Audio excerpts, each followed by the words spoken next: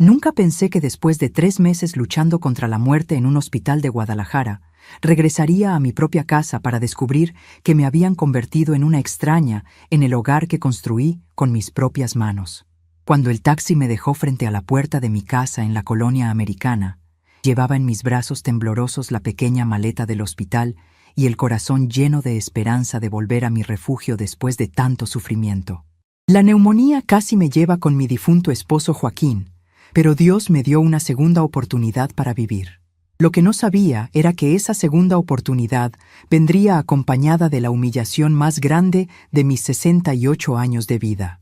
Busqué mi llave de repuesto debajo de la maceta de geranios que siempre guardaba junto a la entrada, esa maceta que mi Joaquín me había regalado en nuestro 20º aniversario de bodas.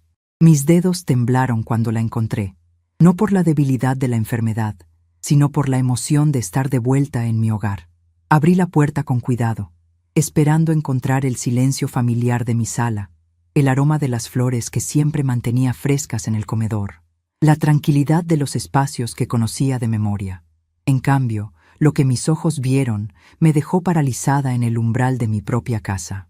La sala que había decorado con tanto amor a lo largo de 40 años estaba completamente transformada. Los muebles que había comprado con el sudor de mi frente, trabajando de lavandera desde las 5 de la mañana, habían sido reemplazados por otros que jamás había visto en mi vida. En el sillón donde acostumbraba sentarme todas las tardes para rezar mi rosario y ver mis telenovelas, había una mujer mayor, de unos 65 años, que me miró como si yo fuera una intrusa que había entrado a robar. Sus ojos pequeños y fríos me recorrieron de arriba abajo con una expresión de desprecio que me golpeó como un rayo en pleno pecho. «¿Quién es usted y qué hace en mi casa?», le pregunté con la voz quebrada, todavía cargando mi maleta y sin poder creer lo que estaba viendo. La mujer se levantó despacio, como una reina que se digna a dirigirse a una sirvienta, y me contestó con una voz tan helada que me hizo temblar por dentro. «¿Su casa? Esta casa ahora es de mi hija Carmen. Yo soy Mercedes Rodríguez, y usted debe ser la suegra que estaba internada en el hospital». Sus palabras me golpearon más fuerte que la enfermedad que casi me mata. Quedé ahí parada, con mi maleta en la mano, sin entender cómo era posible que una extraña estuviera sentada en mi sala diciendo que mi casa ahora era de mi nuera. En ese momento apareció Carmen desde la cocina, con una sonrisa tan falsa que me dieron ganas de vomitar. «Esperanza, qué bueno que ya regresaste. Esperamos que te sientas mejor». Hablaba como si fuera la dueña de la situación, como si yo fuera una visita indeseada que finalmente había llegado a molestar. «Carmen, ¿qué está pasando aquí? ¿Dónde están mis cosas?». Mi voz salió más débil de lo que hubiera querido, pero es que todavía me estaba recuperando de haber estado tan cerca de la muerte. «Ay, tus cosas están en el cuartito de atrás. Reorganizamos toda la casa para que cupiera mejor la familia. Mi mamá se vino a vivir con nosotros, y Rafael también trajo algunas de sus cosas».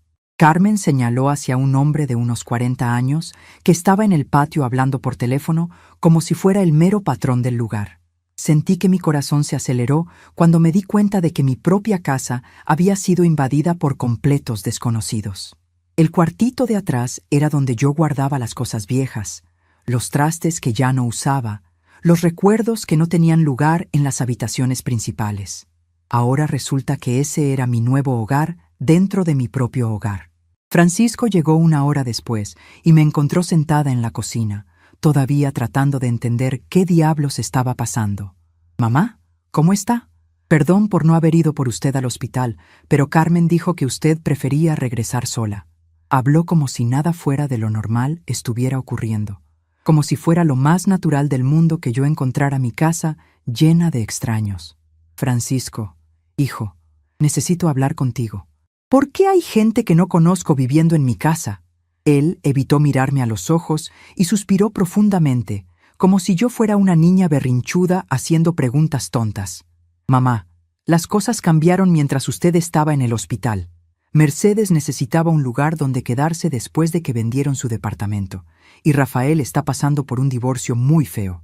Carmen pensó que sería mejor para todos si se quedaran aquí por un tiempo». Sus palabras sonaron como excusas ensayadas, y me di cuenta de que esta decisión se había tomado sin importarles para nada mi opinión. Pero lo que más me dolió fue la naturalidad con que hablaba, como si yo no tuviera derecho a opinar sobre quién iba a vivir en la casa que construí con tanto esfuerzo trabajando día y noche. ¿Y a nadie se le ocurrió preguntarme qué pensaba yo? Pregunté, sintiendo cómo las lágrimas comenzaban a formarse en mis ojos. Francisco se encogió de hombros como si fuera lo más obvio del mundo. Mamá, usted estaba muy enferma. No queríamos preocuparla con estos detalles. Además, es solo temporal, hasta que las cosas se arreglen. Temporal. Esa palabra se quedó rebotando en mi cabeza como una pelota. Todo en mi vida se había vuelto temporal, desde mi salud hasta mi lugar en mi propia casa.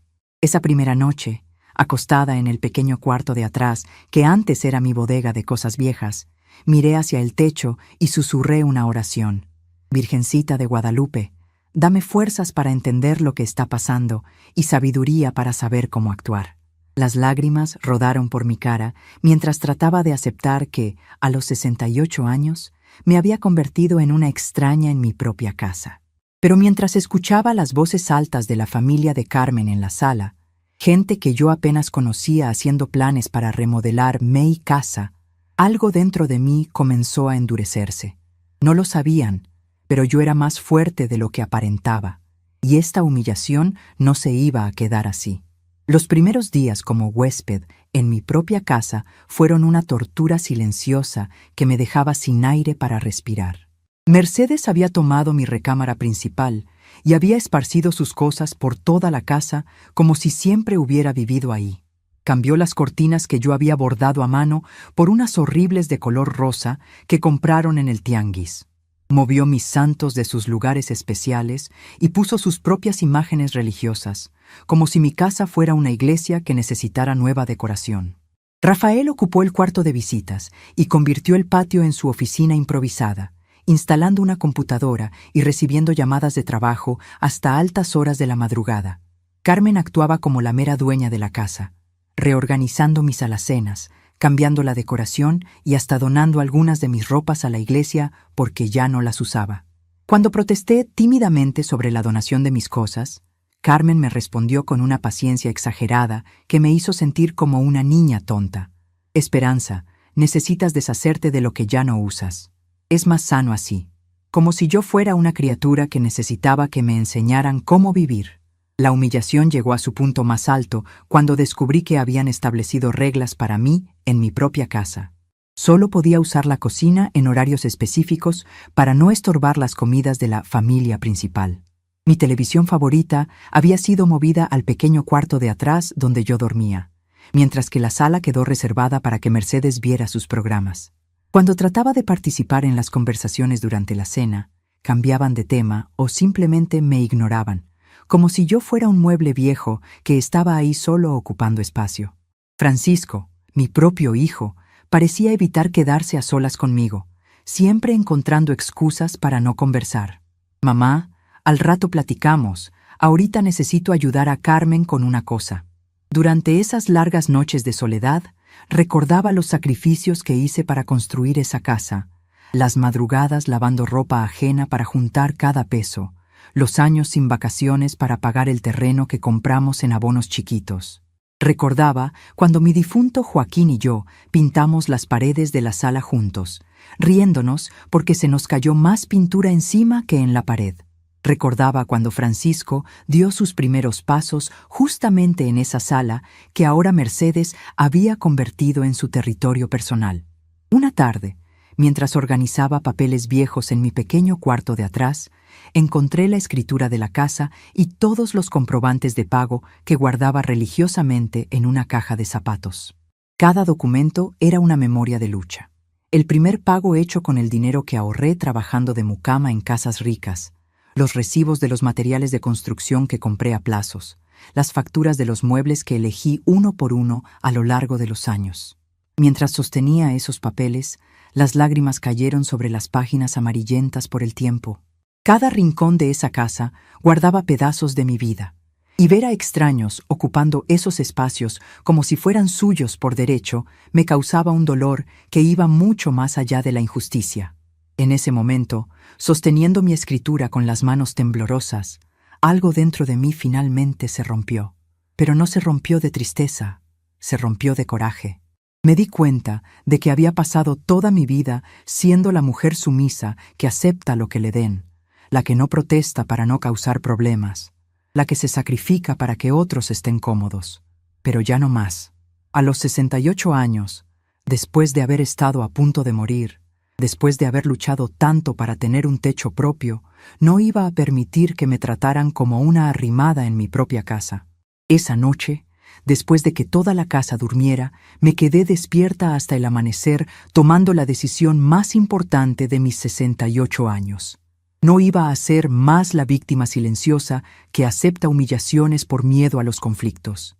Mientras toda la casa dormía, me senté en la mesa de la cocina con un cuaderno viejo y comencé a planear cada paso de mi reconquista. Primero, necesitaba entender exactamente cuál era la situación legal de mi propiedad. Segundo, necesitaba ayuda profesional para garantizar mis derechos. Tercero, y más importante, necesitaba hacer todo esto sin despertar sospechas, manteniendo la fachada de la suegra sumisa mientras preparaba mi contraataque. Recé pidiendo a la Virgen de Guadalupe que me diera sabiduría para actuar con justicia, no con venganza, y que me mostrara el camino correcto para recuperar mi dignidad. En mi oración, le prometí que si me ayudaba a salir de esta situación, iba a ser una mujer diferente, una que no se dejara pisotear nunca más. El amanecer llegó con una claridad que no había sentido en meses.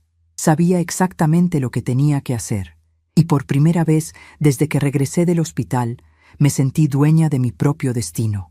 Al día siguiente, mientras todos estaban ocupados con sus actividades, salí de la casa con la excusa de ir a comprar al mercado.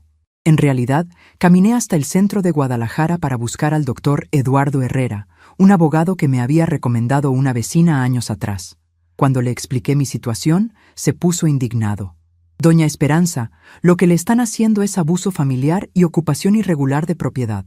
Vamos a resolver esta situación rápidamente». «Doctor». Eduardo me orientó para juntar todas las pruebas de mi propiedad y me explicó que, como yo era la única dueña de la casa, tenía todo el derecho de decidir quién podía o no vivir ahí. Firmamos un poder para que él pudiera actuar en mi nombre y acordamos que todo se haría discretamente hasta el momento correcto de actuar. Regresé a casa con el corazón más ligero, sabiendo que finalmente tenía un aliado en mi lucha. Durante las 2 semanas siguientes, mantuve la misma rutina sumisa de siempre, pero por dentro me estaba preparando para lo que estaba por venir. Doctor Eduardo trabajó rápidamente, reuniendo toda la documentación necesaria y preparando las notificaciones legales que serían entregadas en el momento preciso. Pasé a observar cada movimiento de los invasores de mi casa, anotando detalles que podrían ser útiles. Mercedes recibiendo correspondencia en mi dirección. Rafael usando mi dirección para asuntos de trabajo. Carmen actuando como propietaria cuando recibía visitas. Cada pequeña evidencia sería útil para comprobar que se habían establecido irregularmente en mi propiedad. Cuando Francisco preguntó por qué estaba tan tranquila últimamente, respondí con una sonrisa. «Hijo, estoy aprendiendo a aceptar los cambios». No tenía idea de que el cambio más grande de todos estaba a punto de suceder y que sería yo quien pondría las reglas esta vez. Los días pasaron lentos pero seguros, mientras yo me preparaba internamente para el momento de la verdad. Cada mañana me levantaba más decidida, cada noche me acostaba más segura de que estaba haciendo lo correcto. Carmen seguía tratándome como una empleada doméstica que debía estar agradecida por tener un lugar donde dormir. Mercedes seguía viendo sus telenovelas en M.I. Sala, mientras yo me escondía en el cuarto de atrás. Rafael seguía haciendo sus llamadas de trabajo en M.I. Patio, como si fuera su oficina personal. Pero lo que no sabían era que cada día que pasaba, cada humillación que me hacían sufrir, solo fortalecía mi determinación de recuperar lo que era mío por derecho.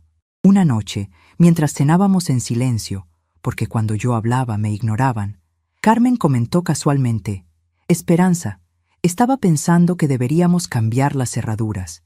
Esta casa es muy vieja y cualquiera podría entrar». Mercedes asintió con la cabeza. «Tienes razón, mija. Una nunca sabe qué tipo de gente anda por aquí». Francisco no dijo nada, pero tampoco protestó. En ese momento supe que ya no se trataba solo de abuso y falta de respeto. Se trataba de que estaban planeando asegurar su control sobre mi propiedad de manera permanente, pero lo que no sabían era que yo tenía mis propios planes y que las cerraduras que cambiarían muy pronto serían para mantenerlos a ellos afuera. Esa noche, acostada en el pequeño cuarto que me habían asignado en mi propia casa, miré hacia el cielo estrellado a través de la pequeña ventana y susurré: Joaquín, mi amor, si me estás viendo desde el cielo, dame fuerzas para defender lo que construimos juntos. No voy a dejar que estos aprovechados se queden con la casa que compramos con tanto sacrificio. Una brisa suave movió las cortinas y sentí como si mi difunto esposo me hubiera escuchado y me estuviera dando su bendición para hacer lo que tenía que hacer. Y cuando llegaran a casa, el viernes, todo lo que encontrarían sería una notificación oficial en la puerta y las cerraduras cambiadas. Por fin iba a ser yo quien pusiera las reglas en mi propia casa. Los siguientes días como huésped en mi propia casa fueron una tortura silenciosa que me quitaba el aire de los pulmones. Mercedes había tomado completo control de mi recámara principal y había esparcido sus pertenencias por toda la casa como si hubiera vivido ahí toda su vida. Cambió no solo las cortinas que yo había bordado durante tantas tardes solitarias, sino también movió mis imágenes de la Virgen de Guadalupe y San Judas Tadeo de sus lugares especiales para poner sus propios santos, como si mi casa fuera una capilla que necesitara nueva decoración según sus gustos. Rafael había ocupado el cuarto de visitas que yo mantenía impecable para cuando llegaran familiares de Michoacán y había convertido mi querido patio, donde cultivaba mis plantas de hierbabuena y cilantro, en su oficina improvisada, con cables por todos lados y recibiendo llamadas de trabajo hasta las 2 de la mañana. Carmen actuaba como la mera dueña de todo, reorganizando mis alacenas donde guardaba mis trastes favoritos, cambiando la decoración que yo había escogido con tanto cariño y hasta donando algunas de mis ropas buenas a la parroquia porque ya no las necesitaba. Cuando me atreví a protestar tímidamente sobre la donación de mi vestido azul marino, el que me había comprado para la graduación de Francisco de la universidad, Carmen me respondió con esa paciencia exagerada que usan los adultos para hablar con niños berrinchudos. Esperanza, necesitas desprenderte de lo que ya no usas. Es más sano para el alma. Como si yo fuera una criatura ignorante que necesitaba lecciones sobre cómo vivir mi propia vida. La humillación llegó a niveles que jamás pensé que tendría que soportar cuando descubrí que habían establecido un horario para mí en mi propia casa.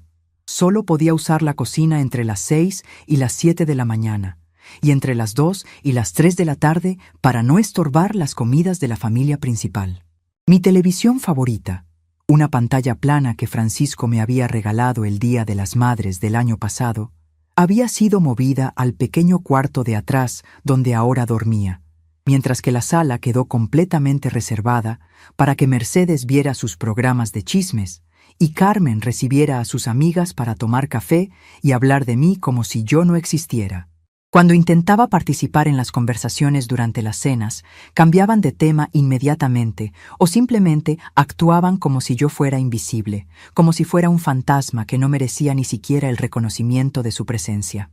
Francisco, el hijo que crié con tanto amor y sacrificio, parecía evitar cualquier momento a solas conmigo, siempre encontrando excusas para escaparse. «Mamá, al rato platicamos bien. Ahorita necesito ayudar a Carmen con unas cosas del trabajo». Sus palabras sonaban huecas, como promesas que sabíamos que nunca se cumplirían. Durante esas largas noches de soledad en el cuarto de atrás, mientras escuchaba a través de las paredes delgadas las risas y conversaciones de las que yo había sido excluida, mi mente volaba hacia el pasado, recordando cada sacrificio que había hecho para construir ese hogar. Recordaba las madrugadas cuando me levantaba a las 4 para ir a lavar ropa en casa de la señora Esperanza, una familia rica de la colonia Providencia, para juntar peso por peso el dinero del enganche del terreno. Recordaba los domingos cuando otros iban a misa de 11 y yo iba a la de 6 de la mañana porque después tenía que trabajar vendiendo tamales en la puerta de la escuela para ganar los centavos extras que necesitábamos para los materiales de construcción. Me acordaba de cuando mi querido Joaquín trabajaba doble turno en la fábrica de textiles, llegando a casa con las manos llenas de cortadas y los ojos rojos de cansancio, pero siempre con una sonrisa para Francisco y para mí. Los fines de semana, en lugar de descansar, él mismo mezclaba el cemento y ponía los tabiques, ladrillo por ladrillo, construyendo nuestro hogar con sus propias manos callosas y llenas de amor. Recordaba las tardes cuando los tres, Joaquín, Francisco y yo, nos sentábamos en el piso de cemento sin pulir, comiendo frijoles con tortillas y planeando cómo sería nuestra casa cuando estuviera terminada. Aquí va a ir la sala, Esperanza, para que puedas ver tus novelas cómodamente, decía Joaquín señalando el espacio vacío. Y aquí el cuarto de Francisco, para que tenga su privacidad cuando crezca. Cada ladrillo de esa casa había sido pagado con nuestro sudor. Cada mosaico del piso había sido escogido después de comparar precios en 5 tiendas diferentes. Cada puerta había sido comprada de segunda mano y restaurada por las manos expertas de mi marido. La mesa del comedor donde ahora Carmen servía sus cenas sin invitarme había sido un regalo de Joaquín para nuestro 10º aniversario de bodas, comprada a plazos durante 6 meses. El ropero de mi recámara, donde ahora Mercedes guardaba sus vestidos como si fuera una reina, lo habíamos comprado cuando Francisco cumplió 15 años, porque yo quería que nuestro hogar se viera elegante cuando él trajera amigos. Una tarde especialmente dolorosa, mientras organizaba los pocos papeles que me habían permitido conservar en mi pequeño cuarto de atrás, encontré la escritura original de la casa y todos los comprobantes de pago que había guardado religiosamente en una caja de zapatos durante más de 40 años. Cada documento era una fotografía de nuestra lucha. El primer pago por el terreno, hecho con billetes arrugados y monedas que habíamos juntado en un frasco de café durante 2 años. Los recibos de los materiales de construcción, comprados poco a poco según nos alcanzaba el dinero. Las facturas de los muebles que habíamos elegido uno por uno en las tiendas de segunda mano del centro de Guadalajara, siempre buscando la mejor calidad al precio más bajo. Mientras sostenía esos papeles amarillentos entre mis manos temblorosas, las lágrimas comenzaron a caer sobre las páginas como una lluvia silenciosa de recuerdos. Cada firma en esos documentos representaba una promesa cumplida. Cada sello oficial era la prueba de que habíamos logrado nuestro sueño a pesar de todas las dificultades. Recordé el día cuando finalmente terminamos de pagar la hipoteca del terreno, después de 10 años de pagos puntuales. Joaquín me cargó en brazos y me dio vueltas en lo que ahora era nuestra sala, gritando: «Ya es nuestra, Esperanza. Esta tierra ya es completamente nuestra». Yo me reía y lloraba al mismo tiempo, sintiendo que habíamos conquistado el mundo entero. Recordé también el día cuando pintamos las paredes de la sala por primera vez, después de haber ahorrado durante meses para comprar la pintura. Joaquín y yo trabajamos todo el fin de semana, riéndonos como niños porque nos caía más pintura encima que en las paredes. Francisco, que entonces tenía 8 años, intentaba ayudar con una brocha pequeñita, dejando rayones por todos lados que nosotros fingíamos que eran perfectos. «Mira, papá, estoy pintando como tú», decía con esa sonrisa de dientes chuecos que me derretía el corazón. Al final del día, los tres estábamos cubiertos de pintura blanca de pies a cabeza, pero nuestra casa se veía hermosa y era completamente nuestra. También recordé cuando Francisco dio sus primeros pasos justamente en esa sala que ahora Mercedes había convertido en su territorio personal, moviendo mis muebles y cambiando mis decoraciones como si yo jamás hubiera existido. Mi bebé se soltó del sofá viejo que teníamos entonces, caminó 5 pasitos temblorosos y se echó en mis brazos, mientras Joaquín gritaba de emoción y corría a buscar la cámara para tomar una fotografía de ese momento tan especial. Esa fotografía todavía la guardaba en mi mesa de noche, pero ahora mi mesa de noche estaba en el cuarto de atrás, junto con todos mis recuerdos arrinconados. Los domingos por la tarde, cuando Francisco era pequeño, los tres nos sentábamos en esa misma sala a ver películas de Pedro Infante en la televisión vieja que habíamos comprado usada. Joaquín hacía palomitas en una olla sobre la estufa. Francisco se acurrucaba entre nosotros dos en el sofá, y yo tejía bufandas para el invierno mientras escuchaba las canciones que mi marido cantaba junto con Pedro Infante. Eran momentos sencillos, sin lujos, pero llenos de un amor tan grande que ahora, recordándolos en mi exilio dentro de mi propia casa, me parecían más valiosos que todo el oro del mundo. Cada rincón de esa casa guardaba pedacitos de nuestra historia familiar, y ver a extraños ocupando esos espacios sagrados como si fueran suyos por derecho me causaba un dolor que iba mucho más allá de cualquier injusticia legal. Era como si estuvieran pisoteando no solo mi hogar, sino también mi vida entera, mis recuerdos más preciados, el legado de amor que Joaquín y yo habíamos construido para dejarle a nuestro hijo. Pero lo que más me dolía era ver cómo Francisco permitía todo esto sin siquiera pestañear.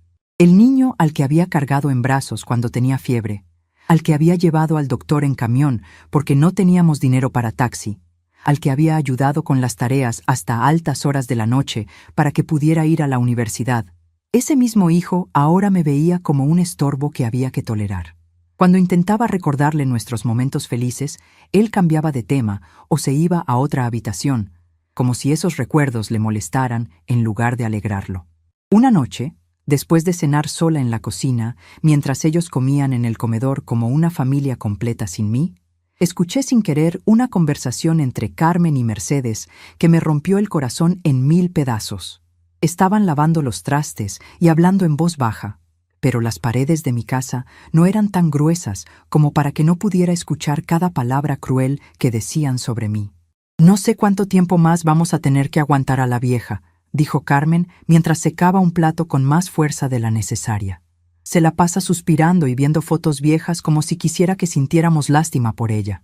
Mercedes se rió con una risa seca que me dio escalofríos. «Pues mira, mija, mientras tengamos que estar aquí, más vale que se acostumbre. Esta casa está mucho mejor organizada ahora que cuando ella mandaba». Todo estaba amontonado de recuerdos viejos y trastes que ya no servían. «Lo que me da coraje es que se comporte como si fuéramos invasores», continuó Carmen. «Francisco nos explicó que ella siempre ha sido muy dramática, que le gusta hacerse la víctima para llamar la atención. Dice que desde que murió su marido se puso insoportable con eso de que todo le recordaba a él. Cada palabra era como una bofetada en mi cara. Mi propio hijo había estado hablando de mí a sus espaldas, describiendo mi dolor y mis recuerdos como si fueran caprichos de una vieja loca. Pues más vale que entienda pronto cuál es su lugar», agregó Mercedes. «Nosotros no nos vamos a ir pronto, y ella va a tener que acostumbrarse a vivir como una más de la familia, no como la reina de la casa». Se rieron las dos, y yo sentí como si me hubieran echado agua helada en las venas. No era solo que me hubieran quitado mi hogar, era que estaban planeando quedarse permanentemente y convertirme en una sirvienta en mi propia casa. Esa noche no pude dormir. Me quedé despierta en mi pequeña cama del cuarto de atrás, mirando hacia el techo y recordando todas las noches que Joaquín y yo habíamos pasado en la recámara principal, planeando nuestro futuro, soñando con ver a Francisco convertirse en un hombre de bien, imaginando a nuestros nietos corriendo por esos mismos pasillos que ahora me estaban prohibidos. Joaquín siempre me decía: «Esperanza, esta casa va a ser tuya para siempre. Aquí vas a envejecer con dignidad, rodeada de tu familia y de todo lo que hemos construido juntos». Si mi marido pudiera ver lo que estaba pasando, se revolcaría en su tumba. Él había trabajado hasta el último día de su vida para asegurar que yo tuviera un techo propio, para que nunca dependiera de nadie ni tuviera que aguantar humillaciones de nadie. «Prométeme que nunca vas a dejar que nadie te falte al respeto en tu propia casa», me había dicho en el hospital, pocas horas antes de morir. «Esta casa es tuya, y tú eres la única que decide qué pasa ahí adentro». Yo le había prometido, pero ahora me sentía como si hubiera traicionado su memoria al permitir que me trataran como una arrimada. Al día siguiente, mientras toda la familia estaba ocupada con sus actividades, Carmen había salido a visitar a una amiga, Mercedes estaba viendo sus programas de televisión y Rafael trabajaba en su computadora del patio. Decidí hacer algo que no había hecho desde que regresé del hospital. Entré a mi antigua recámara, la que ahora ocupaba Mercedes, y me senté en la cama que había compartido con Joaquín durante 25 años. Los muebles seguían siendo los mismos, pero todo se sentía diferente. Mercedes había cambiado las sábanas que yo mantenía siempre limpias y ordenadas por unas de colores chillantes que jamás hubiera escogido. Había movido las fotografías de mi familia a un rincón para hacer espacio para sus propias cosas. Mi tocador, donde me peinaba cada mañana desde hacía décadas, ahora estaba lleno de sus cremas y perfumes baratos. Era como si hubieran borrado toda evidencia de que esa había sido mi habitación durante la mayor parte de mi vida adulta. Abrí el cajón donde siempre guardaba mis cosas más íntimas y encontré que Mercedes había revisado hasta mis papeles personales. Las cartas de amor que Joaquín me escribía cuando éramos novios estaban en una bolsa de plástico, como si fueran basura que alguien había encontrado y no sabía qué hacer con ella. Los documentos médicos de cuando Francisco nació, los certificados de la escuela, todo estaba revuelto y mal acomodado, como si mis recuerdos más preciados fueran estorbos que había que tolerar. En ese momento, sentada en mi propia cama pero sintiéndome como una intrusa, tomé la decisión más importante de mi vida. No iba a seguir siendo la víctima silenciosa que acepta humillaciones por miedo a causar problemas.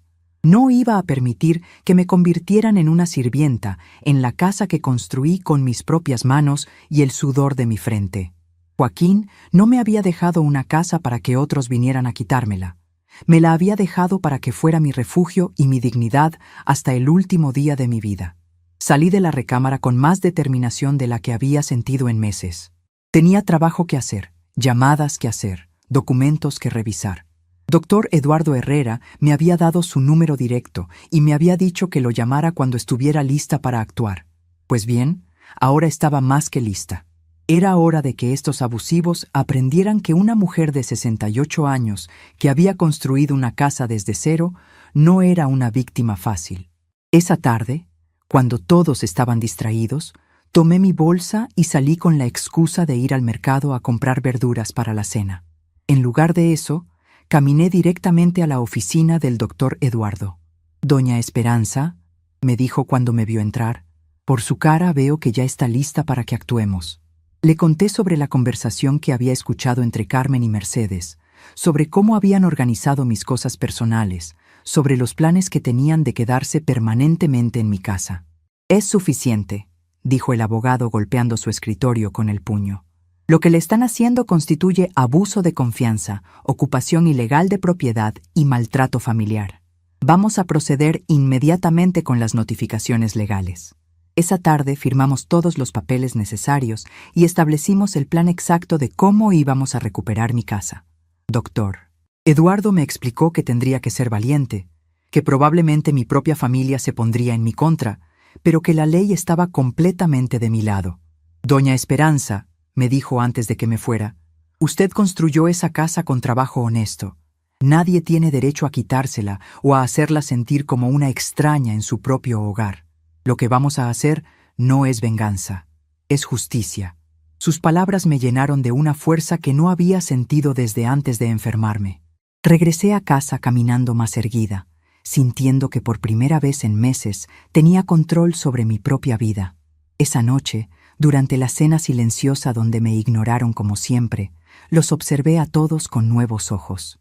Carmen sirviendo la comida en mis platos, como si fuera la dueña. Mercedes comentando sobre las modificaciones que quería hacer en la sala. Rafael hablando de instalar internet más rápido para su trabajo. Francisco asintiendo a todo como si yo no existiera. Los miré y pensé, disfruten su última semana en mi casa, porque muy pronto van a aprender quién es realmente la dueña aquí.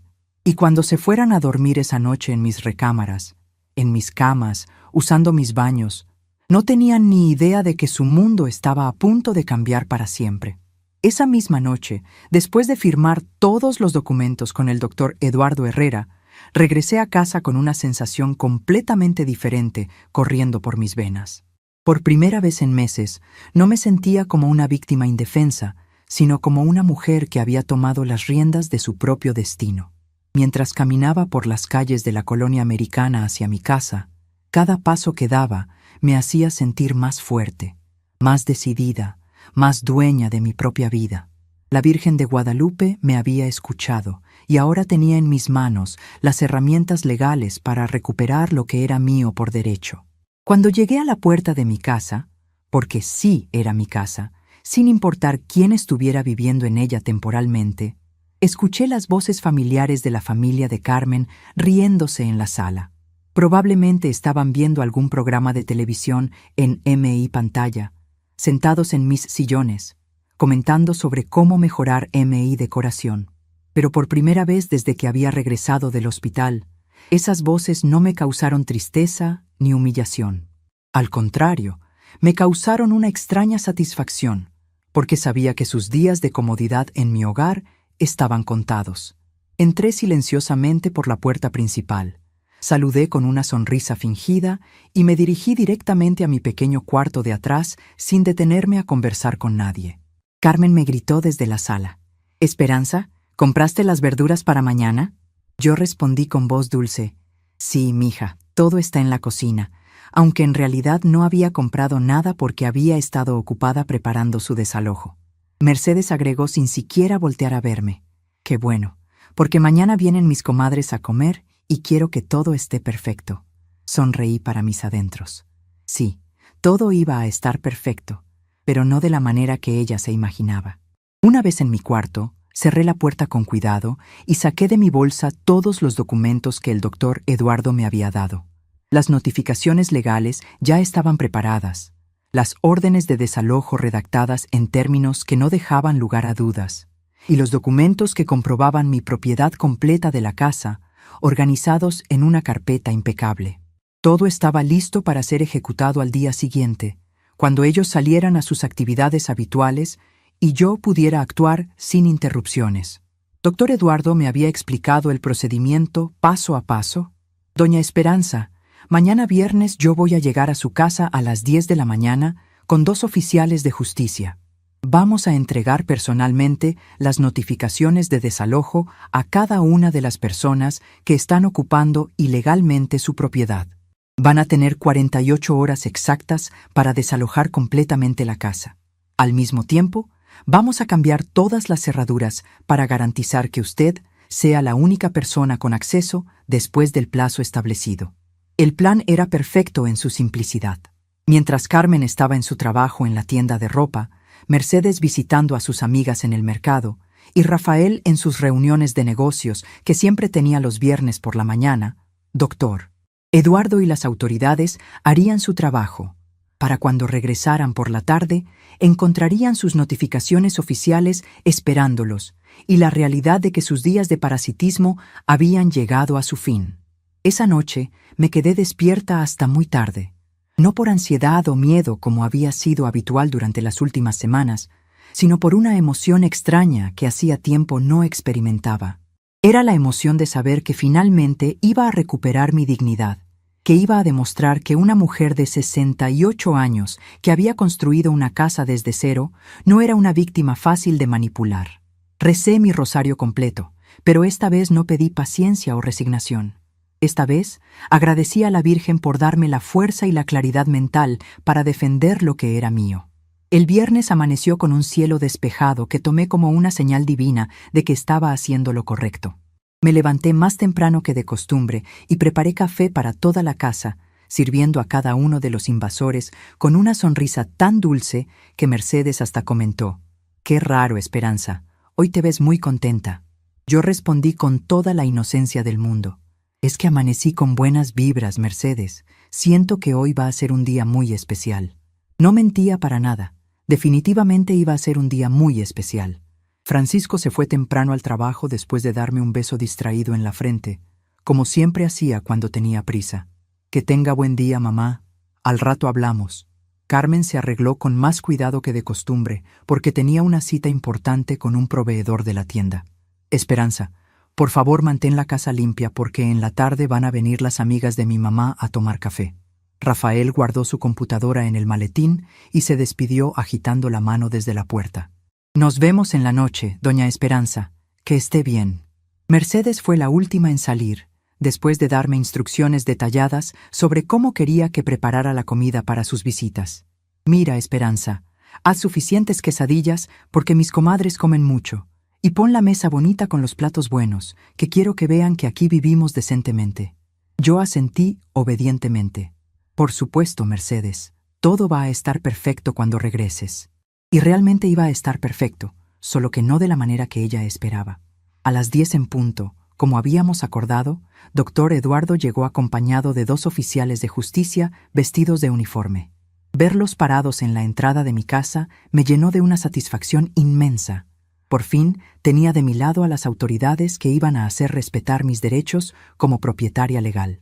«Buenos días, doña Esperanza», me saludó doctor Eduardo con una sonrisa profesional. «¿Está lista para recuperar su casa?» Nunca en mi vida había estado más lista para algo. Los oficiales fueron muy eficientes y respetuosos. Primero revisaron todos los documentos que comprobaban mi propiedad absoluta de la casa, la escritura original, los comprobantes de pago del terreno, las facturas de construcción, todo perfectamente en orden. Después procedieron a redactar las notificaciones individuales para cada ocupante ilegal, especificando que tenían exactamente 48 horas para desalojar completamente la propiedad con todas sus pertenencias. Mientras los oficiales trabajaban en los documentos, doctor Eduardo y yo supervisamos el cambio de todas las cerraduras de la casa. El cerrajero que habían traído era un hombre mayor, muy profesional, que trabajó rápidamente y sin hacer preguntas innecesarias. En menos de 2 horas, todas las puertas de mi casa tenían cerraduras nuevas, y yo era la única persona en el mundo con las llaves. La sensación de tener esas llaves nuevas en mis manos era indescriptible. Era como si hubiera recuperado no solo mi casa, sino también mi libertad y mi dignidad. Los oficiales colocaron las notificaciones en lugares estratégicos donde cada uno de los ocupantes ilegales las encontraría inmediatamente al regresar. Una en la puerta principal, una en la recámara que ocupaba Mercedes, otra en el cuarto de Rafael, y una especial para Carmen en la mesa del comedor donde siempre dejaba sus cosas del trabajo. Cada notificación estaba perfectamente redactada en términos legales que no dejaban espacio para malentendidos o negociaciones. «Doña Esperanza», me explicó doctor Eduardo antes de irse, «a partir de este momento, usted está completamente protegida por la ley. Si cualquiera de estas personas intenta regresar después del plazo de 48 horas o si la amenazan de cualquier manera, puede llamar inmediatamente a la policía. Tiene todo el derecho legal de estar en su casa sola y en paz». Me entregó una copia de todos los documentos y un número de teléfono directo por si necesitaba asistencia legal inmediata. Después de que se fueron las autoridades, me quedé sola en mi casa por primera vez desde que había regresado del hospital. El silencio era hermoso. No era el silencio de la soledad forzada que había experimentado en el cuarto de atrás, sino el silencio de la paz reconquistada. Caminé lentamente por cada habitación, tocando mis muebles, respirando el aroma familiar de mi hogar, sintiendo cómo cada paso que daba me devolvía un pedacito de mi alma que había perdido. Entré a mi recámara principal, la que Mercedes había estado ocupando como si fuera suya, y comencé el proceso de recuperar mi espacio. Saqué todas sus pertenencias y las acomodé cuidadosamente en cajas que coloqué en la sala para que las encontrara fácilmente cuando viniera por ellas. No rompí nada, no tiré nada a la basura, no actué con maldad innecesaria. Simplemente devolví mi habitación a su estado original, con mis fotografías en sus lugares correctos, mis sábanas blancas bordadas en la cama, mis santos protectores en la cabecera donde siempre habían estado. Hice lo mismo con el cuarto de Rafael, empacando su computadora y sus papeles con el mismo cuidado que habría tenido con las pertenencias de un huésped normal que hubiera estado en mi casa por invitación. Convertí el patio de vuelta en mi jardín, quitando sus cables y equipos de oficina, para dejar espacio otra vez a mis plantas de hierbabuena y cilantro que habían estado descuidadas durante su ocupación. El proceso de recuperar mi casa fue como un ritual de purificación. Cada objeto que devolvía a su lugar original, cada espacio que liberaba de la presencia de los invasores, me hacía sentir más completa, más en paz conmigo misma. No era un acto de venganza, era un acto de justicia y autorrespeto. Estaba reclamando no solo mi propiedad material, sino también mi dignidad como mujer y mi derecho a vivir en paz en el hogar que había construido con tanto esfuerzo. Alrededor de las 2 de la tarde, mientras almorzaba tranquilamente en mi comedor, por primera vez en semanas, sin tener que esconderme en la cocina, escuché el sonido de llaves en la puerta principal. Era Mercedes que regresaba de su visita a las amigas. Escuché cómo intentaba abrir la puerta varias veces, después el sonido de llaves cayendo al suelo, y finalmente golpes desesperados en la puerta acompañados de gritos. «¡Esperanza! ¡Esperanza! ¡La puerta no abre! ¡Ven a abrir!». Se descompuso la cerradura. Me levanté calmadamente de mi silla, Terminé de masticar mi bocado de comida y caminé hasta la puerta sin abrirla. Mercedes, le dije a través de la puerta cerrada, la cerradura no está descompuesta. Yo cambié todas las cerraduras de mi casa. Hay una notificación oficial esperándote en la mesa del comedor que explica exactamente lo que está pasando. Los gritos del otro lado se intensificaron. ¿Qué? Esperanza, abre esta puerta inmediatamente. Esta es una locura. Francisco va a saber de esto. Mercedes, continué con voz firme pero tranquila. Tienes 48 horas para recoger todas tus cosas. Están empacadas y te esperan en la sala. Después de ese tiempo, no podrás entrar más a esta propiedad. Mercedes siguió gritando y golpeando la puerta durante varios minutos, pero yo me alejé y la dejé que se cansara sola. No tenía ninguna obligación de escuchar sus berrinches o de explicarle nada más allá de lo que estaba claramente especificado en los documentos legales. Media hora después llegó Carmen y la escena se repitió casi exactamente igual. Intentó abrir con sus llaves, se desesperó cuando no pudo, gritó mi nombre exigiendo explicaciones. Cuando le expliqué la situación a través de la puerta cerrada, su reacción fue más agresiva que la de su madre. Esperanza, esto es ilegal. No puedes cambiar las cerraduras sin avisarnos. Vamos a demandarte. Esto es abuso contra personas mayores. Sus amenazas legales me dieron risa, considerando que Dr. Eduardo me había asegurado que todo lo que estaba haciendo era completamente legal y justificado. Rafael llegó al anochecer y, siendo más calculador que las mujeres de su familia, intentó una aproximación diferente. En lugar de gritar, tocó la puerta suavemente y habló con voz melosa. «Doña Esperanza, creo que hay un malentendido. ¿Podemos hablar como personas civilizadas? Seguramente podemos resolver esto sin necesidad de abogados ni papeles oficiales». Su intento de manipulación me confirmó que había tomado la decisión correcta. Esta gente había vivido tanto tiempo aprovechándose de otros que realmente creían que podían convencer a cualquiera de cualquier cosa. «Rafael», le respondí a través de la puerta, «no hay ningún malentendido. Hay documentos legales muy claros que explican la situación. Tienes 48 horas para recoger tus cosas y encontrar otro lugar donde vivir». Él insistió durante varios minutos más, alternando entre súplicas falsas y amenazas veladas, pero yo no cambié mi posición ni por un segundo. La llegada de Francisco fue la más dolorosa emocionalmente, pero también la más necesaria. Cuando mi hijo llegó del trabajo y se encontró con el caos de su esposa y su suegra gritando en la entrada, con las cajas de pertenencias amontonadas en el pórtico y con una puerta que no se abría con sus llaves, su confusión inicial rápidamente se convirtió en indignación. «Mamá, abra esta puerta inmediatamente. ¿Qué está pasando aquí? Carmen me dijo que cambió las cerraduras. Esto es una locura». Su tono de voz, lleno de autoridad y demanda, me recordó exactamente por qué había sido necesario llegar a este extremo. Durante semanas había intentado hablar con él, explicarle mi incomodidad, pedirle consideración y respeto. Pero él había elegido ignorarme y permitir que me trataran como una sirvienta en mi propia casa. Ahora que finalmente estaba ejerciendo mis derechos, se indignaba como si yo fuera la que estaba actuando incorrectamente. «Francisco», le dije a través de la puerta, manteniendo mi voz lo más calmada posible a pesar de que me temblaba por la emoción. «Todo está explicado en los documentos oficiales que encontrarás junto con las pertenencias de tu esposa y su familia. Esta es mi casa, hijo. La construí con tu padre, la pagué con mi trabajo y tengo derecho a decidir quién vive en ella». Mi voz se quebró un poco al final, no por debilidad, sino por la tristeza de tener que defender mi dignidad ante mi propio hijo. «Mamá, esto es ridículo. Somos su familia, no puede echarnos como si fuéramos extraños». Francisco golpeó la puerta con más fuerza que los otros. «Abra la puerta y hablemos como personas adultas». Pero yo había aprendido la lección más importante de mi vida. Las palabras sin acciones no significan nada. Y las promesas de las personas que te han traicionado una vez no valen el aire que se necesita para pronunciarlas. «Francisco», le dije por última vez antes de alejarme de la puerta, «cuando estés listo para tratarme con el respeto que merezco como tu madre y como propietaria de esta casa, podremos hablar.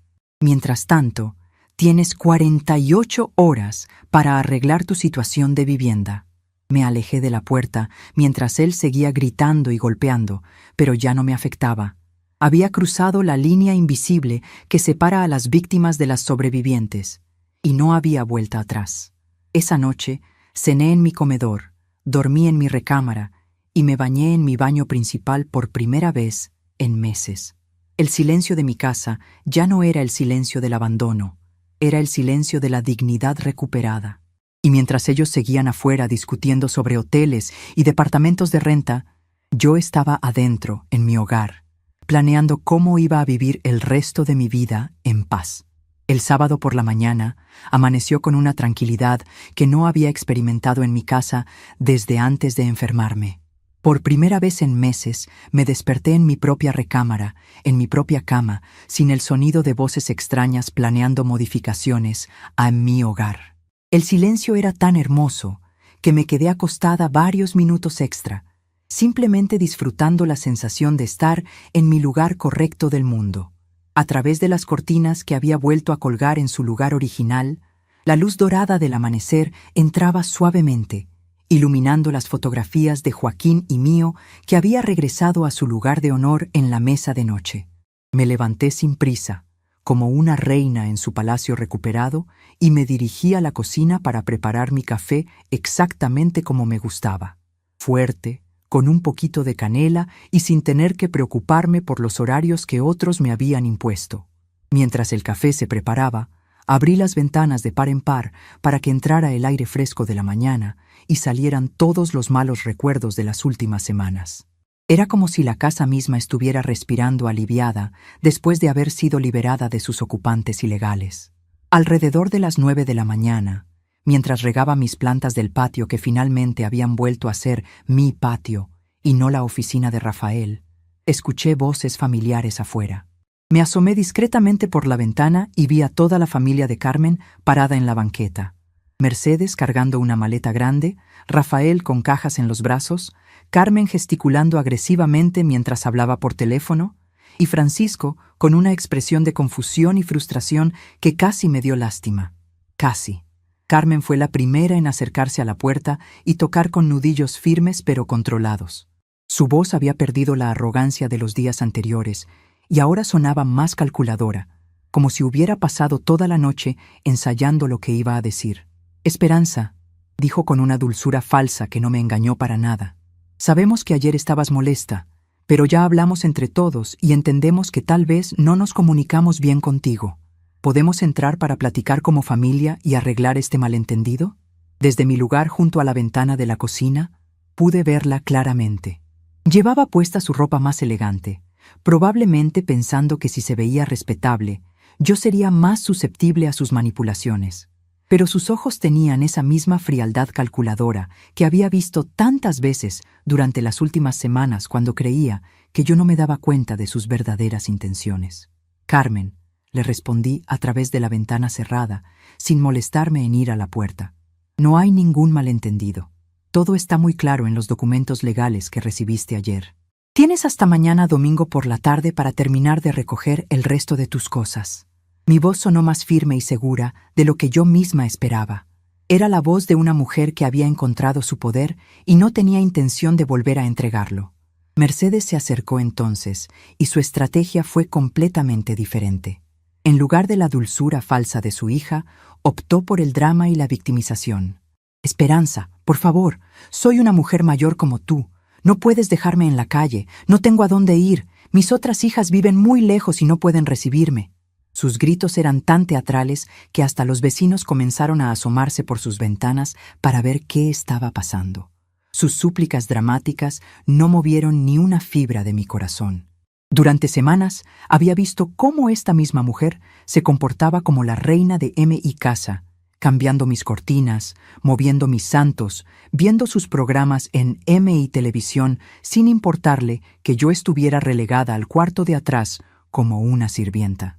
Ahora que las tornas habían cambiado, quería que sintiera lástima por ella, pero yo había aprendido la diferencia entre compasión genuina y manipulación emocional.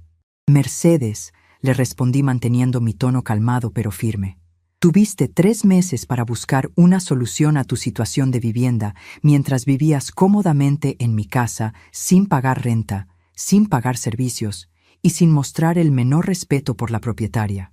Ahora tienes 24 horas más para encontrar un lugar permanente. Es tiempo suficiente para una mujer tan capaz como tú aparentabas ser cuando dabas órdenes en mi cocina. Rafael intentó entonces un acercamiento más racional, como si fuera un negociador profesional tratando de resolver un conflicto laboral.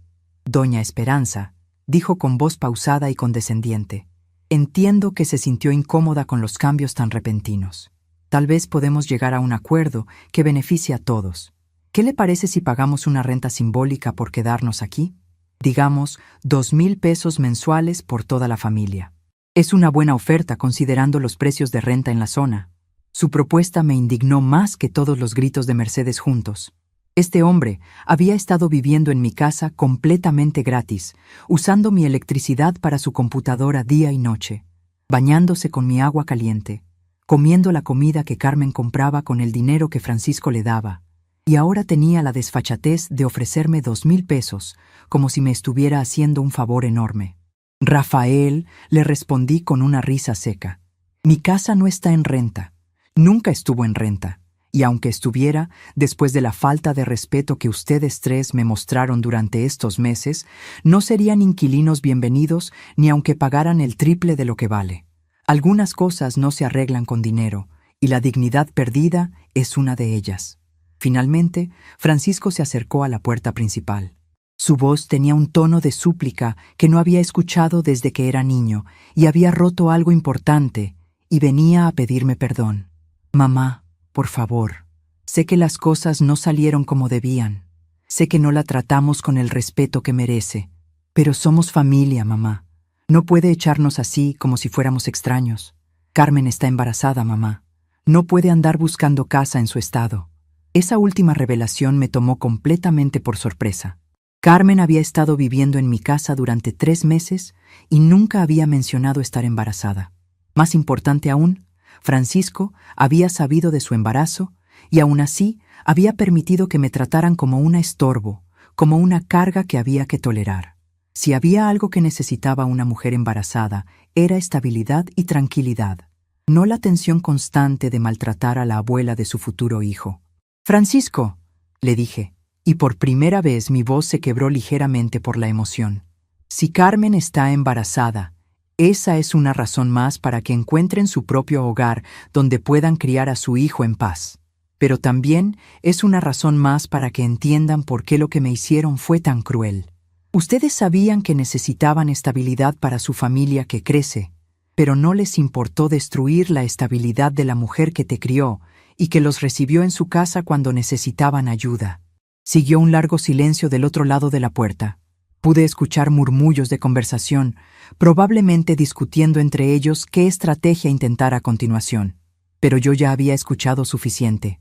Había escuchado súplicas falsas, ofertas insultantes, chantajes emocionales y revelaciones tardías, pero no había escuchado lo único que podría haber hecho alguna diferencia: una disculpa genuina y un reconocimiento de que me habían tratado mal. Me alejé de la ventana y me dirigí a la sala, donde me senté en mi sillón favorito, el mismo donde Mercedes se había instalado como reina el día que regresé del hospital, y tomé el rosario que tenía guardado en la mesa lateral. Mientras rezaba, escuchaba las voces afuera volviéndose más desesperadas, más urgentes, más agresivas. En un momento dado, Rafael gritó algo sobre meter abogados, y Carmen amenazó con llamar a servicios sociales para reportar abandono de familia. Pero sus amenazas sonaban huecas, como los ladridos de perros que saben que no pueden morder. Alrededor del mediodía, las voces finalmente se callaron. Me asomé nuevamente por la ventana y vi que habían cargado un taxi con más cajas y maletas. Mercedes subió al taxi con una expresión de derrota amarga, mirando hacia mi casa como si estuviera maldiciéndola. Rafael cerró la puerta del taxi con más fuerza de la necesaria, claramente frustrado de que sus tácticas de manipulación no hubieran funcionado. Carmen subió al asiento delantero sin mirar hacia atrás, probablemente ya planeando su próxima movida. Francisco fue el último en irse. Se quedó parado en la banqueta durante varios minutos después de que el taxi se alejara, mirando hacia la casa donde había crecido, donde había aprendido a caminar, donde había recibido tantos abrazos y tantos regaños, donde había sido amado incondicionalmente desde el día que nació. Por un momento pensé que iba a tocar la puerta una vez más, que iba a intentar una conversación diferente, más honesta, más respetuosa. Pero finalmente se dio la vuelta y se alejó caminando, con las manos en los bolsillos y la cabeza gacha. Verlo alejarse así me causó un dolor profundo en el pecho, pero era un dolor limpio, como el que se siente cuando un cirujano quita algo que te está envenenando la sangre. Duele, pero sabes que es necesario para salvarte la vida. Esa tarde, sola en mi casa completamente recuperada, hice algo que no había hecho en mucho tiempo. Me puse mi vestido favorito, me pinté los labios, me peiné con cuidado y salí a caminar por mi colonia. No era que quisiera presumir mi victoria ni buscar lástima de los vecinos. Simplemente quería sentir el sol en mi cara como una mujer libre, como una mujer que había luchado por su dignidad y había ganado. Doña Josefina, mi vecina de toda la vida, me alcanzó cuando iba pasando frente a su casa. «Esperanza», me dijo con una sonrisa cómplice, «me da mucho gusto verte tan bien. Había notado que tenías mucha visita últimamente». Su comentario me confirmó que los vecinos habían estado al tanto de la situación, pero habían respetado mi privacidad sin entrometerse en asuntos familiares. «Sí, doña Josefina», le respondí. «Eran visitas temporales, pero ya se fueron. Ahora la casa volvió a estar como debe ser, tranquila y en paz». Ella asintió con sabiduría, sin necesidad de que le explicara más detalles. Los vecinos de la colonia sabían reconocer cuando alguien había estado pasando por dificultades y cuando finalmente había encontrado una solución. Durante los días siguientes, Francisco intentó llamarme varias veces. Las primeras llamadas fueron agresivas, llenas de reproches y amenazas sobre consecuencias legales y abandono familiar. Yo escuchaba pacientemente sus reclamos sin interrumpirlo, y cuando terminaba de gritar, le decía simplemente: «Cuando quieras tener una conversación respetuosa, como la que se debe tener entre madre e hijo, aquí estaré». Y colgaba. Después de una semana, el tono de sus llamadas comenzó a cambiar. Menos amenazas, menos gritos, más intentos de negociación. «Mamá, Carmen encontró un departamento pequeño, pero necesitamos tiempo para juntar el dinero del depósito. ¿No podríamos quedarnos unas semanas más mientras arreglamos todo?». Cada vez que intentaba regatear por más tiempo o por condiciones especiales, yo le repetía la misma respuesta: «Esta casa está disponible para visitas respetuosas, no para ocupantes permanentes». Al final de la segunda semana, recibí una llamada diferente. Francisco sonaba cansado, derrotado, pero también más maduro de alguna manera. «Mamá», me dijo sin preámbulos, «quiero disculparme. Carmen y yo encontramos un departamento. No es tan grande como su casa y no está en una zona tan bonita, pero es nuestro. Y creo que eso está bien.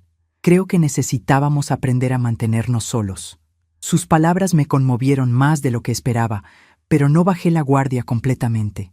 Había aprendido que las palabras bonitas eran fáciles de decir cuando las circunstancias obligaban a decirlas. Los hechos eran más difíciles de falsificar que las palabras. «Me da gusto escuchar eso, Francisco», le respondí. «La independencia es algo bueno para las parejas jóvenes. Los ayuda a crecer como familia». No mencioné todo lo que había sufrido, no le eché en cara su comportamiento, no traté de hacerlo sentir culpable. Simplemente acepté su disculpa y dejé que el tiempo demostrara si era genuina o solo otra táctica. Un mes después, Francisco vino a visitarme un domingo por la tarde. Llegó solo, sin Carmen, sin su suegra, sin su cuñado. Tocó la puerta como un invitado educado y esperó a que yo le abriera. Cuando abrí la puerta, noté que se veía diferente, más delgado, más cansado, pero también más centrado de alguna manera. «Hola, mamá», me dijo con una sonrisa tímida. «¿Puedo pasar? Quería platicar con usted». Lo invité a pasar y nos sentamos en la sala, en la misma sala donde Mercedes había actuado como reina durante tantas semanas. Pero ahora se sentía diferente. Se sentía como mi sala otra vez. «Mamá», me dijo después de aceptar una taza de café, Quería contarle que estamos bien. El departamento es pequeño y tuvimos que vender algunas cosas para poder pagarlo. Pero Carmen está contenta porque es nuestro. Y yo entiendo ahora por qué usted hizo lo que hizo. No estaba bien que nos aprovecháramos de su generosidad. No estaba bien que la tratáramos como si fuera una inquilina en su propia casa. Sus palabras me llenaron de una satisfacción que no tenía nada que ver con venganza o con ganar una batalla. Era la satisfacción de ver que mi hijo había aprendido una lección importante sobre respeto, responsabilidad y límites. Había aprendido que recibir ayuda de la familia no significaba que podían abusar de esa ayuda indefinidamente. Francisco, le dije, siempre vas a ser mi hijo y siempre vas a ser bienvenido en esta casa, pero como visitante respetado, no como ocupante que da por sentado que puede hacer lo que quiera. Él asintió con seriedad, y por primera vez en meses sentí que estaba hablando con el hombre que había criado, no con el extraño egoísta en que se había convertido temporalmente. Esa noche, después de que Francisco se fue, me senté en mi patio a ver las estrellas y reflexioné sobre todo lo que había pasado. No me sentía victoriosa en el sentido de haber derrotado a un enemigo. Me sentía como alguien que había defendido exitosamente algo valioso que estaba en peligro de perderse para siempre. Había defendido mi dignidad, mi hogar y mi derecho a ser tratada con respeto en mi propia casa. La Virgen de Guadalupe me había dado las fuerzas que le pedí, pero también me había enseñado que a veces la compasión verdadera requiere firmeza, que el amor genuino a veces requiere límites claros, y que proteger lo que es sagrado para nosotros no es egoísmo, sino supervivencia espiritual. 6 meses después, cuando Carmen tuvo a su bebé, Francisco me llamó para invitarme a conocer a mi nieta. Fui a visitarlos a su departamento, llevando regalos para la bebé y una comida casera para los padres nuevos. Carmen me recibió con una actitud completamente diferente, respetuosa, agradecida, humilde. No me pidió disculpas explícitas por todo lo que había pasado, pero su comportamiento era una disculpa en sí mismo. Mientras cargaba a mi nieta por primera vez, mirando su carita perfecta y sus ojitos curiosos, sentí que el círculo se había cerrado de la manera correcta. Había recuperado no solo mi casa, sino también mi lugar digno en la familia.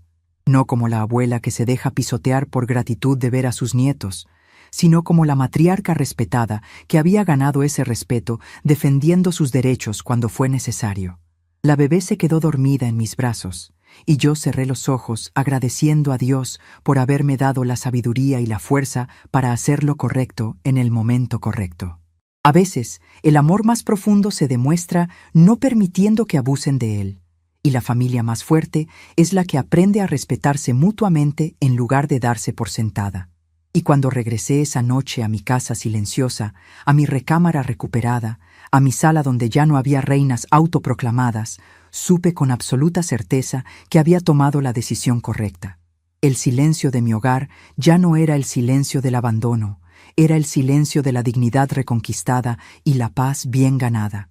Han pasado 2 años desde que recuperé mi casa, y la sensación de paz que siento cada mañana al despertar en mi propia recámara sigue siendo tan dulce como el primer día.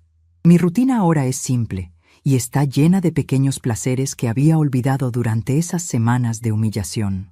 Todas las mañanas tomo mi café en el patio, cuidando las plantas de hierbabuena y cilantro que volvieron a florecer después de que Rafael desocupó el espacio que había convertido en su oficina personal. Leo mis libros en la sala. Veo mis telenovelas favoritas en el horario que yo elijo, sin tener que pedir permiso o disputar el control remoto con nadie. Las amigas que se habían alejado durante el periodo en que la casa estaba llena de extraños han regresado poco a poco. Doña Carmen, mi comadre de toda la vida, me visitó la semana pasada y me dijo algo que me quedó grabado en el corazón. Esperanza, te ves 10 años más joven. Tienes esa luz en los ojos que habías perdido. Tienes razón. Cuando me veo en el espejo cada mañana, veo a una mujer que se respeta a sí misma, que conoce su valor, que no tiene miedo de defender lo que es suyo. Francisco me visita cada 15 días, siempre los domingos por la tarde, siempre anunciándose antes de venir. Trae a mi nieta Lupita, que ya tiene 2 años y llena mi casa de risas cuando viene a jugar. Carmen viene con ellos, pero su actitud es completamente diferente ahora. Me trata con el respeto que una nuera debe mostrar a la madre de su esposo. Me pide consejos sobre la crianza de la niña y siempre pregunta si puede ayudar con algo en la casa antes de irse. El cambio más grande lo veo en Francisco. Ya no es el hombre que evitaba conversaciones conmigo o que permitía que otros me faltaran al respeto en mi presencia. Ahora habla conmigo como el hijo que crié. Me cuenta sobre su trabajo. Me pregunta mi opinión sobre decisiones importantes. La semana pasada me confesó algo que me llenó de orgullo. Mamá, lo que usted hizo me enseñó algo muy importante sobre tener límites. Ahora sé decir no cuando algo no me parece correcto, y eso me ha ayudado mucho en mi trabajo y en mi matrimonio. Mercedes ya no forma parte de nuestras vidas. Según me contó Francisco, se fue a vivir con una hermana a Michoacán después de que no pudo encontrar un lugar que le gustara en Guadalajara. Rafael se casó con una mujer divorciada que tenía su propia casa. Así que al final encontró dónde acomodarse sin tener que seguir siendo un parásito de familias ajenas. De vez en cuando me da curiosidad saber cómo les va, pero no es una curiosidad que me cause ansiedad o culpa. Simplemente es la curiosidad natural que se siente por personas que formaron parte de un capítulo difícil de la vida que ya se cerró. En las tardes, cuando Lupita no está visitando, me siento en mi sillón favorito de la sala a tejer. Estoy haciendo una colcha para la cama de mi nieta, con colores alegres y patrones que me recuerdan a las colchas que mi propia abuela me tejía cuando era niña. Mientras trabajo, pienso en las lecciones que esta experiencia me enseñó, no solo sobre la importancia de defender mis derechos, sino sobre el tipo de abuela que quiero ser para Lupita. Quiero ser una abuela que la ame incondicionalmente, pero que también le enseñe que el amor verdadero incluye respeto y límites. Quiero que crezca sabiendo que puede contar conmigo para apoyo y consejos, pero también que nunca debe permitir que nadie abuse de su generosidad o la trate como si no tuviera valor. Cuando sea mayor y pueda entender, le voy a contar la historia de cómo su abuela aprendió a defenderse, para que ella sepa desde pequeña que las mujeres no nacemos para ser pisoteadas por nadie. Los domingos por la noche, después de que Francisco y su familia se van, camino por toda mi casa tocando los muebles, arreglando los cojines, apagando las luces una por una. Es como un ritual de gratitud silenciosa por tener mi espacio de vuelta, por poder decidir dónde poner cada cosa, por no tener que esconder mis sentimientos o caminar de puntitas en mi propio hogar. En mi recámara, antes de dormir, siempre le hablo un poquito a Joaquín. Le cuento sobre mi día, sobre las visitas de Francisco, sobre las travesuras de Lupita. A veces le pido consejos sobre decisiones pequeñas, como si cambiar las cortinas de la sala o si plantar nuevas flores en el jardín. No estoy loca. Sé que él no puede responderme, pero hablarle me da paz. Me hace sentir que el amor que construimos juntos durante tantos años sigue vivo en esta casa que él me ayudó a construir. La semana pasada encontré entre mis papeles viejos una fotografía de Joaquín y yo el día que terminamos de pagar la hipoteca de la casa. Estábamos parados en la entrada, él con su camisa de trabajo y yo con mi vestido de los domingos, sonriendo como si hubiéramos conquistado el mundo entero. En el reverso de la foto, con mi letra joven, había escrito: nuestra casa, nuestro hogar, para siempre. Ver esa fotografía me recordó por qué había sido tan importante luchar por este lugar. No era solo por los ladrillos y las paredes, era por los sueños y los sacrificios que representaba. Ahora entiendo que lo que hice no fue venganza, como algunos podrían pensar, fue autopreservación. Fue la decisión de una mujer que finalmente entendió que proteger su dignidad no es egoísmo, sino supervivencia emocional. Durante años había creído que ser buena madre y buena suegra significaba sacrificar todo por la comodidad de otros, incluso mi propia autoestima. Pero aprendí que el amor verdadero incluye enseñar a las personas que amamos a tratarnos con respeto. A veces pienso en cómo habría sido mi vida si no hubiera encontrado el valor para actuar. Probablemente seguiría viviendo en el cuarto de atrás, viendo cómo otros tomaban decisiones sobre mi propia casa, sintiéndome como una visitante no deseada en el lugar que me costó 40 años construir. Habría muerto poco a poco por dentro, perdiendo pedacitos de mi alma cada día, hasta convertirme en una sombra amargada de la mujer que fui. En lugar de eso, ahora soy una mujer que sabe su valor, que conoce sus límites, que no tiene miedo de defender lo que es suyo. Cuando las vecinas vienen a visitarme y me cuentan sus problemas familiares, hijos adultos que no se independizan, nueras que las tratan mal, familias que se aprovechan de su generosidad, yo escucho con comprensión, pero también comparto mi experiencia. Les digo que el amor no tiene que doler, que la familia no tiene que ser sinónimo de sacrificio silencioso, que las mujeres de nuestra edad tenemos derecho a vivir con dignidad. El mes pasado, doña Esperanza del final de la calle vino a pedirme consejo porque su hijo divorciado se había mudado a su casa temporalmente con sus 3 hijos, pero ya llevaba un año sin buscar trabajo ni aportar dinero para los gastos. Después de escuchar su historia, le dije: Esperanza, ayudar a la familia está bien, pero cuando esa ayuda se convierte en abuso, hay que poner límites. El amor no significa ser un tapete que todos pisan. 2 semanas después, me buscó para contarme que había puesto un plazo de 1 mes para que su hijo encontrara trabajo o se fuera de su casa. Me costó mucho trabajo, me dijo, pero recordé sus palabras sobre que las mujeres de nuestra edad tenemos derecho a vivir en paz. Su hijo encontró trabajo en 3 semanas y ahora aporta para los gastos mientras busca su propio lugar. El cambio en ella es notable. Camina más erguida, sonríe más seguido, se ve más liviana. Esta tarde, mientras regaba mis plantas en el patio que ya no es oficina de nadie más que mío, llegó un cartero nuevo que no me conocía. «Disculpe, señora», me dijo. «¿Aquí vive la familia Rodríguez? Tengo una carta para Mercedes Rodríguez». Le expliqué amablemente que esas personas ya no vivían aquí, que había sido una situación temporal que ya se había resuelto. Cuando se fue, me quedé pensando en cómo esa pregunta inocente ya no me causó ni tristeza ni rabia. Simplemente fue un recordatorio de un capítulo cerrado de mi vida. Al caer la tarde, me senté en mi sillón preferido con una taza de té de manzanilla y miré alrededor de mi sala. Todo estaba exactamente como me gustaba. Mis fotografías en sus lugares correctos, mis santos protectores donde siempre habían estado, mis flores frescas en el florero que mi madre me regaló cuando me casé. Esta es mi casa, mi refugio, mi reino silencioso donde nadie más que yo decide qué música se escucha, qué programas se ven, qué comida se prepara. Cerré los ojos y sonreí, sintiendo una gratitud profunda por haber encontrado el valor para luchar por mi dignidad cuando más lo necesitaba. No todas las batallas se ganan con gritos o confrontaciones dramáticas. A veces, las victorias más dulces llegan en el silencio de la decisión correcta, en la paz de saber que defendiste lo que era tuyo por derecho. Algunas noches, antes de dormir, me pregunto qué habría pensado mi madre de todo esto. Ella, que siempre nos enseñó a aguantar y no hacer problemas, tal vez al principio se habría escandalizado por mi decisión de echar a la familia de mi casa. Pero creo que después, viendo la paz que encontré, habría entendido que a veces el mayor acto de amor propio es aprender a decir no más cuando es necesario. La vida me enseñó que no hay nada más poderoso que una mujer que conoce su valor y no tiene miedo de protegerlo. Y mientras siga teniendo fuerzas, nadie más va a quitarme la tranquilidad que tanto me costó recuperar. A veces, el mayor recomienzo es el silencio que una decide mantener.